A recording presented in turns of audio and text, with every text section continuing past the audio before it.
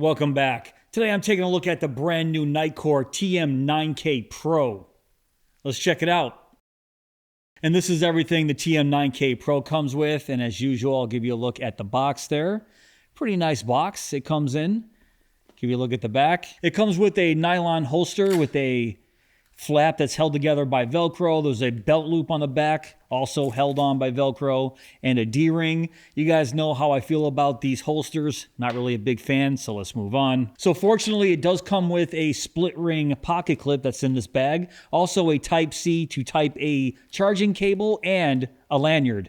Some warranty information, the user manual, and of course the TM9K Pro itself. But let's throw all this off to the side here and give you guys a nice close-up of the brand new TM9K Pro from Nitecore. And a while back, I did a review on the Nitecore TM9K TAC right here. And before I start talking about the Pro, let me just show you guys side by side what these look like. And they're almost identical here. The TM9K TAC is here and the Pro is right here. I would say the TAC version is right around 1/8 of an inch shorter in length, but the body styles are darn near identical here, right down to the button layout right there at the tail. The power button and mode button look almost identical, but on the Pro version here, those buttons do drastically different things. And I'll talk about that when I get to the UI here, but I just wanted to show you guys these two flashlights side by side. But one of the biggest changes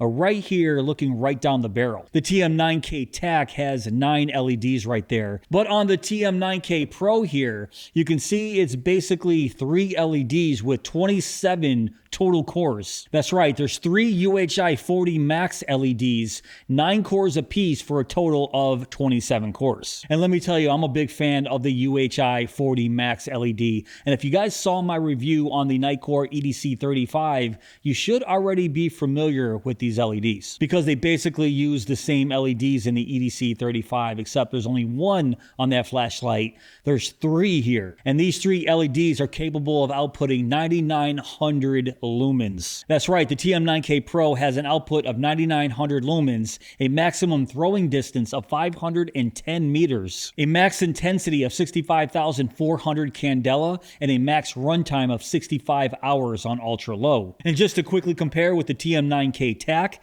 this is 9,800 lumens, a max candela of 19,800, and a max throw of 280 meters. So the lumen output is very, very similar between these two flashlights, but the candela and the throw is where the TM9K Pro really outdoes the TAC version. So of course the standout feature here is that 9,900 lumens and those 27 total cores right there with those UHI 40 Max LEDs. So the way these LEDs work is the core that's right dead center is responsible for the spotlight mode, and the 8 cores that surround it is responsible for the floodlight mode. They call their spot mode search and they call their flood mode Lumen Shield. And the TM9K Pro isn't the first Nitecore flashlight with that Lumen Shield terminology. Like I said, the EDC33 and the 35 have that same feature. There's 4 cyclable brightness levels here: ultra low, low, medium, and high. And then there's the 2 special modes, Search and Lumen Shield. And everything is controlled right here with dual stage, dual tail switches. And let me give you a close-up of those tail switches. You can see the mode button right here, and this is the power button. And I'll show you how those work a little bit later on when I talk about the UI. And unlike the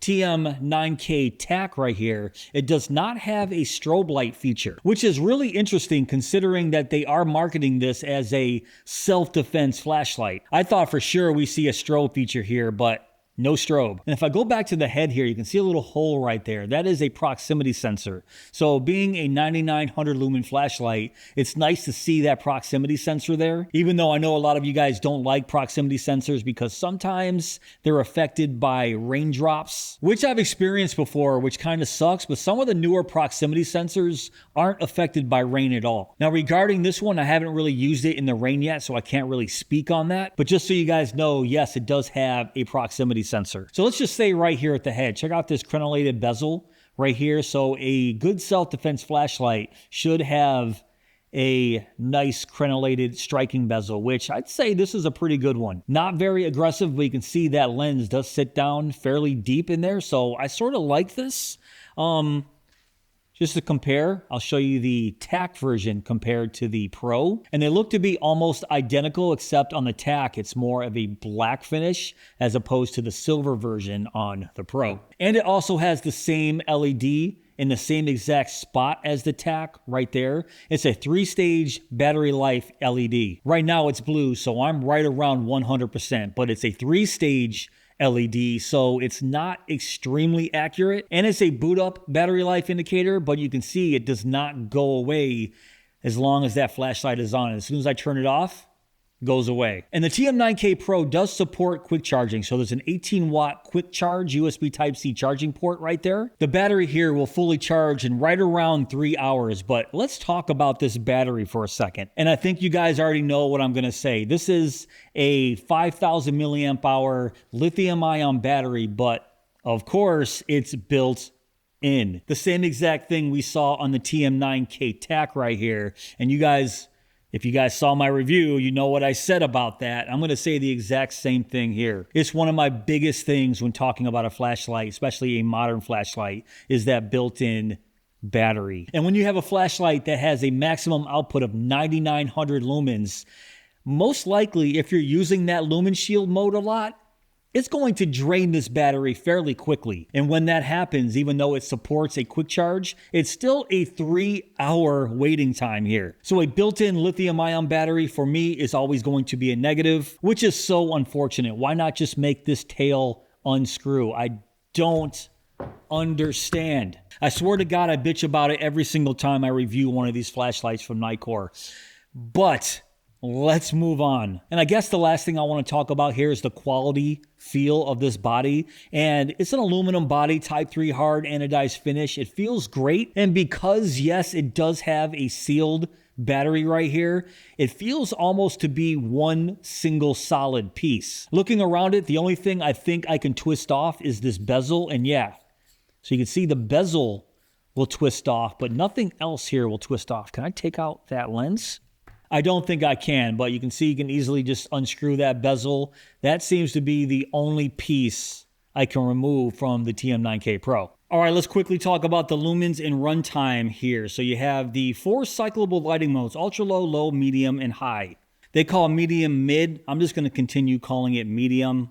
And then you see the 2 special modes, search and lumen shield. So ultra low is 30 lumens, has a runtime of 65 hours. Low is 130 lumens, has a runtime of 17 hours. Medium, the sweet spot, is 500 lumens, has a runtime of 4 hours, which I think is great.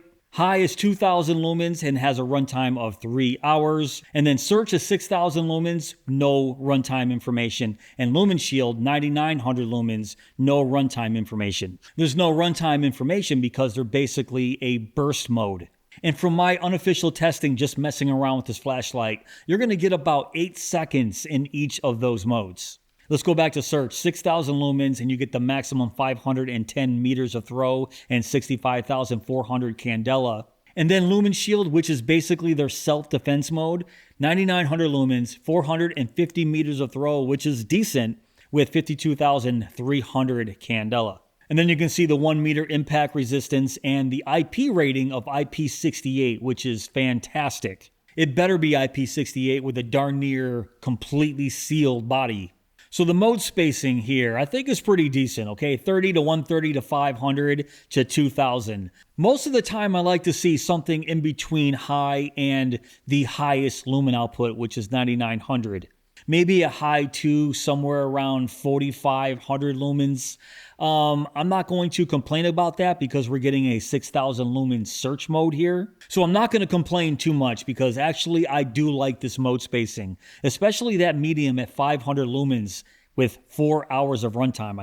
I love that because I spend most of my time on medium and high, most of the time on medium. And usually I complain about not having a 1 lumen moonlight mode, but with a flashlight like this, I'm really not going to miss that. So the 30 lumen ultra low is completely fine, especially with that 65-hour runtime total. And before I talk about the UI, let's go over the dimensions here. So it comes in at 5.24 inches by 1.02 inches by 1.57 inches. And it weighs 8.01 ounces. That's 227.08 grams. Now let's talk about the UI here. So we got the power button and the mode button. And I said that even though it looks very similar to the TAC version here, it's completely different, which it is. The TAC version had a half press for momentary, but the Pro here doesn't have a momentary because that half press does something completely different. If you wanted to switch the modes here, you had to hit the mode button, but that mode button here is now for search and lumen shield. So let me demonstrate. A full press turns on the flashlight, and then a half press of that power button cycles through these 4 modes. You have ultra low, low, medium, and high. It does support a memory, so if I put it on medium, turn it off, turn it right back on, it goes right back to that medium. And that is basically it for the power button here. So to reach search and lumen shield, that's going to be through the mode button, which is the pedal switch right here. A half press will take you to search, and then a full press, oh my God, right there is lumen shield. So a half press and then a full press. And then you can kind of see it's not letting me access that lumen shield when it's so close to my desk. That's that proximity sensor kicking in. So if I full press, it's not going to the full 9900 lumens, but if I lift away, there it is. Wow, that is bright. And that's basically it for the UI. Now let me show you the 2 lockout modes. It has a half lockout mode and a full lockout mode. Half lockout mode will lock out the power button, but the 2 special modes will still be available through the pedal switch here. Full press that power button until the flashlight flashes once and let it go. Right there. Now we're in half lockout mode. So the power button does not work, but the special modes do. And to fully lock it out, what you want to do is fully press that power button until it flashes twice. Then we'll be in full. 1, 2, right there. So total of 3 really. But now we're completely locked out. You can see doing nothing. And to unlock from either half or full, just press that power button 3 times. 1, 2, 3. There we go. Unlocked. So it's not my favorite lockout system in the world, but at least it has one. It needs it with 9900 lumens. But overall, regarding this UI, I think it's pretty simple. I sort of wish there was a strobe mode in this flashlight, even though that lumen shield is the self-defense mode. I still would like the option to have a strobe here, just like we saw in the TM9K TAC. All right, so now it's time for my not-so-scientific heat and turbo test. Usually, I let the flashlight run for about 2 minutes, and then I take its temperature at the head and the body after 1 minute, and then after 2 minutes. But of course, since this is more of a burst for that lumen shield turbo mode, I have to sit there and hold it, and then take the temperature. So this test is a little bit different. So what I did first was take its temperature after 10 seconds, right around the first time lumen shield stepped down. Yes, lumen shield only lasted about 8 seconds, but I still took its temperature after 10, which was at the head 110 degrees Fahrenheit, and at the body was 94 degrees Fahrenheit. So that's your first burst of lumen shield before it steps down. Next, I wanted to run it for 2 minutes continuously, where I just kept holding down the mode button till it steps down, let go, and then press it again. But unfortunately, it wouldn't let me go back to the Lumen Shield 9900 lumens after about 30 seconds. I think it just got too hot. So right around 30 seconds, it wouldn't let me continue 9900 lumens, and the temperature was 135 at the head, and at the body was 116. Which makes a lot of sense. This is a fairly small body, so not a lot of places for that heat to go. So once it hit 135, the Lumen Shield mode was a no-go after about 30 seconds total. And like I said, Lumen Shield lasts right around 8 seconds, both Lumen Shield and Search. I'll put up those numbers on the screen right now. All right, let's do the beam test. Let's start with the TM9K Pro here on ultra low. Now, the main difference you're going to see here with the TM9K Pro versus the TAC is that beam profile. This is going to have more of a hotspot, which you can already see on that 30 lumen ultra low. The TAC version is going to be more of a spread out beam, and I'll show you that in a little bit. So there's ultra low, and there's low, already hitting that tree. Very nice. And the barn over there, now they have a little light on top of that barn just installed yesterday. And let's see if we can see those deer. I don't know where they've been lately. Usually they hang out right there. Don't see them.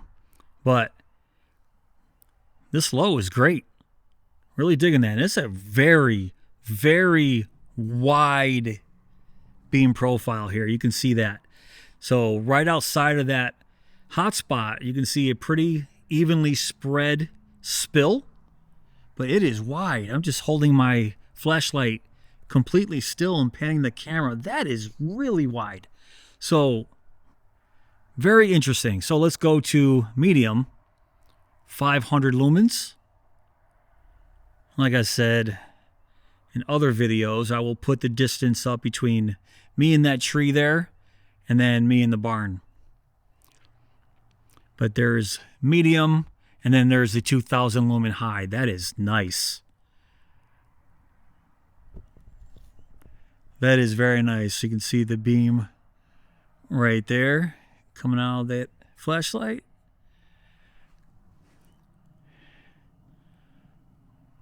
Holy crap. Okay. And now there's high. Now we're going to do search. So half press to search. That is 6,000 lumens. Let me do it again. We're only going to get about 8 seconds here. Man, it is really, there it goes. Just stepped. This small body and that heat I'm already feeling, because look at my pinky. It's right near the head there. And that's where it gets very, very hot. So just keep that in mind if we're going to use this for search or lumen shield for any given amount of time. You're going to need some gloves. So there was search, and now let's go to the 9900 lumen. There we go. 9900 lumens. Man, I can't get over just how floody that is. Very wide beam profile. And we should be stepping down anytime. It is getting very hot. There we go. That was the step down right there.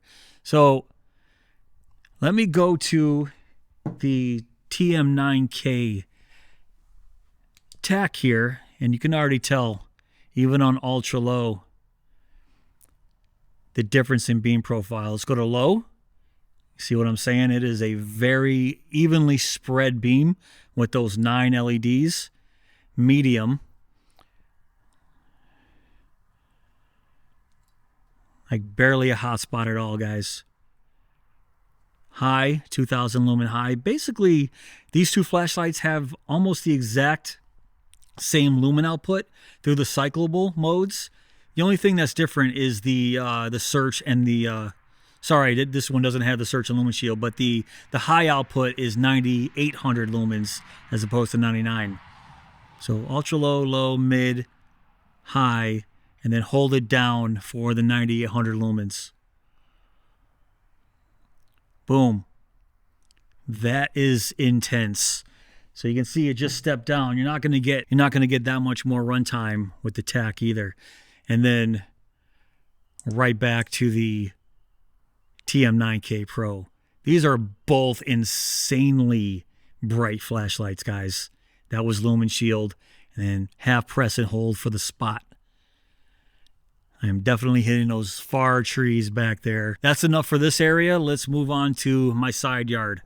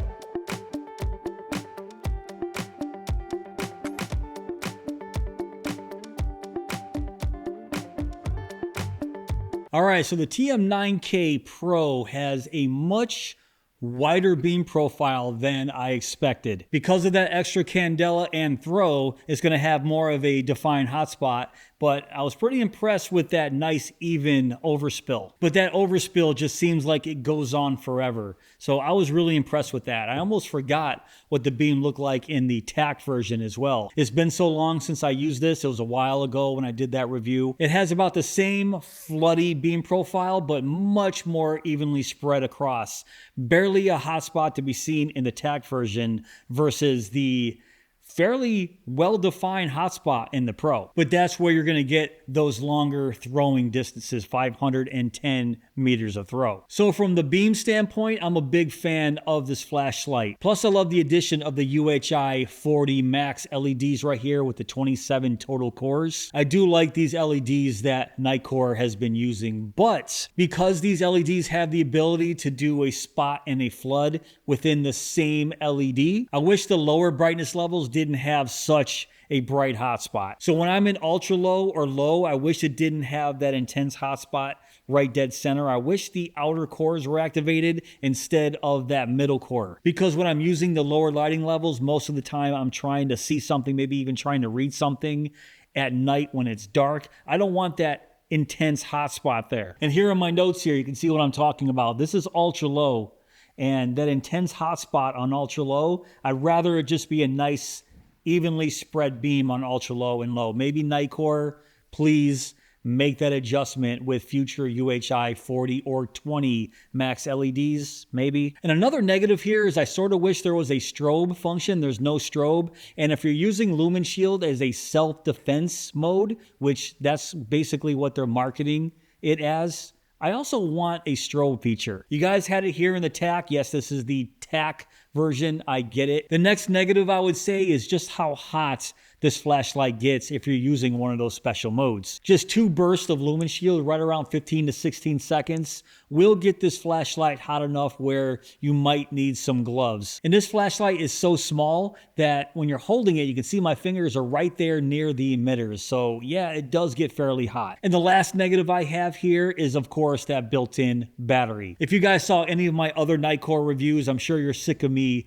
talking about the built-in battery and just complaining about it. So I'm going to spare you guys here, but yes, I am definitely considering that a negative. But everything else here, I'm a big fan of. Even though you're only getting an 8-second 9900 lumen burst, it's still fairly impressive. 9900 lumens in a flashlight, what is it, 5.24 inches long. And technically only 3 emitters. Yes, those 3 emitters have 27 different cores, but still impressive to get 9900 lumens out of 3 LEDs. Just a few years back, they were using 9 LEDs right here to get 9800 lumens. So still very impressive. So do I recommend the TM9K Pro? Well, that depends on what you're going to be using it for. If you're using this for a searchlight, I would have to say no, only because you're getting about 8 seconds in that search mode. So if you're looking for a compact self-defense flashlight, yes, I can possibly recommend this just because that 9900 lumen burst is fairly intense. And those 8 seconds is basically all you're going to need to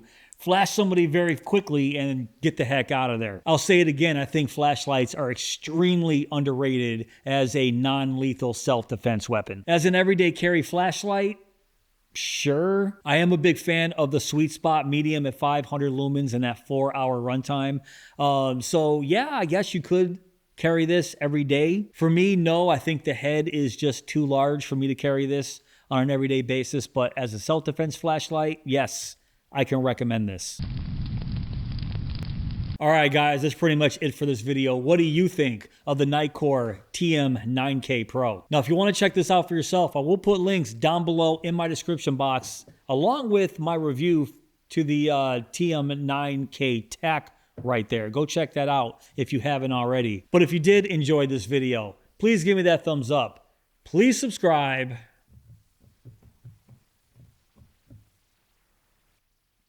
And go!